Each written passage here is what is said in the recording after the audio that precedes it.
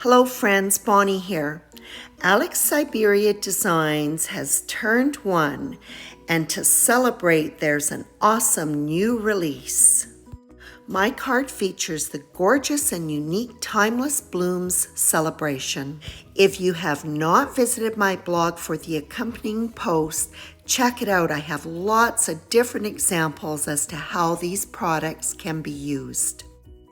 All right then, back to the card that I'm featuring in this video.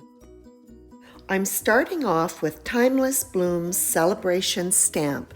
This is a layering stamp set. There are 5 stamps which are clearly numbered for the order in which they are to be stamped. Even though this first layer will be covered up with a die cut, the image will be stamped 2 times so that I can create a globe, and this will be used to line up all of the other layers. One of the great features of this stamp set is the ability to play with colors.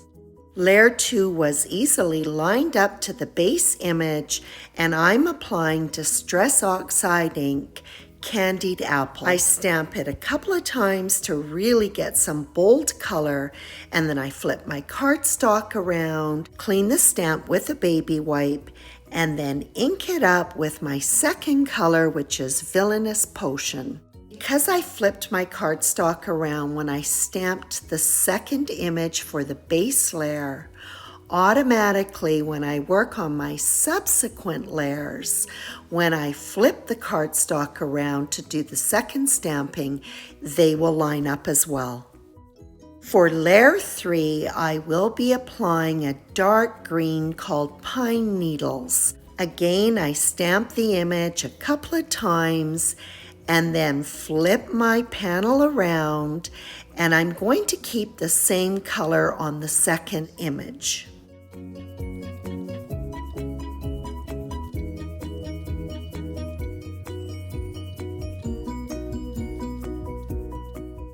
Layer 4 adds some veining detail to the leaves.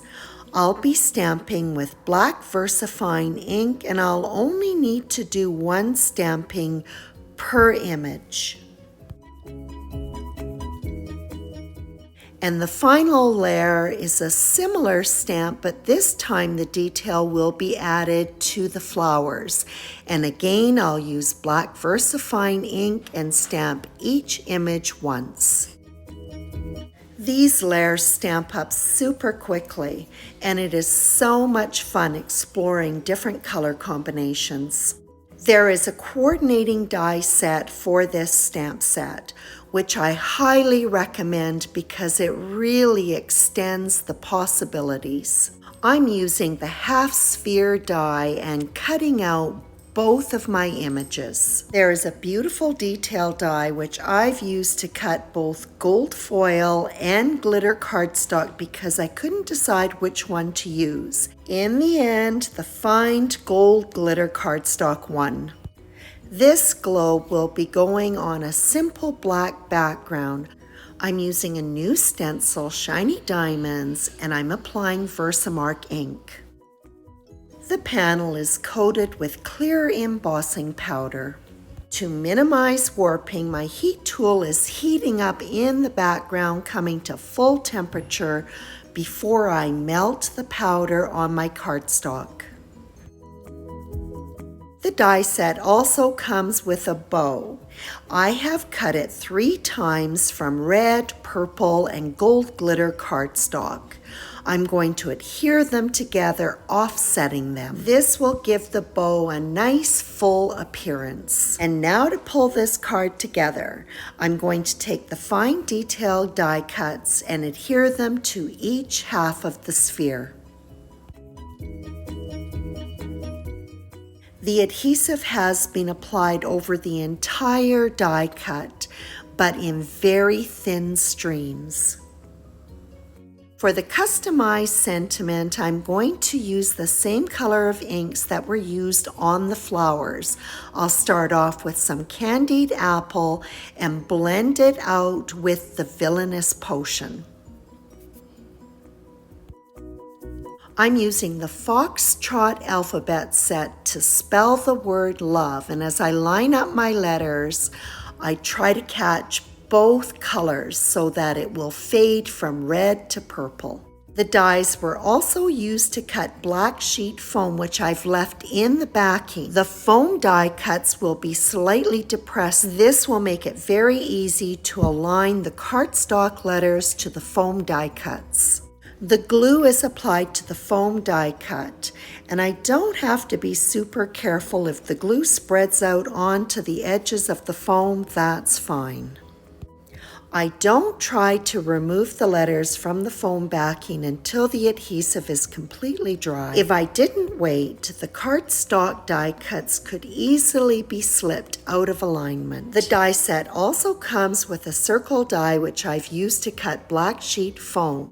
The two halves of the spheres have been adhered to it. The adhesive on my letters is dry, and I can easily pop them out of the foam backing. For a secondary sentiment, I have foiled the Celebration Sentiments hot foil plate in gold on black cardstock. All of these sentiments are die cut at once using the Thin Stripes cover die.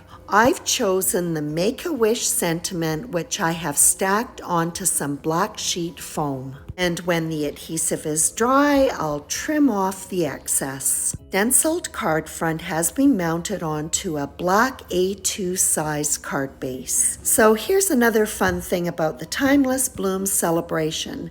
Depending on how you position the bow on your card, whether it's at the top or the bottom, you can create either a balloon or an ornament. Die set also comes with a string die, which I'm not using in this card, but would be appropriate for both. And obviously, I'm creating an ornament. So on goes my foam-backed ornament onto my card front. The adhesive is dry on my secondary sentiment, so I can trim off the excess foam. It is just temporarily placed onto the ornament so that I can use it to help me position the letters of the word love. So you may be able to catch that my letters are shiny.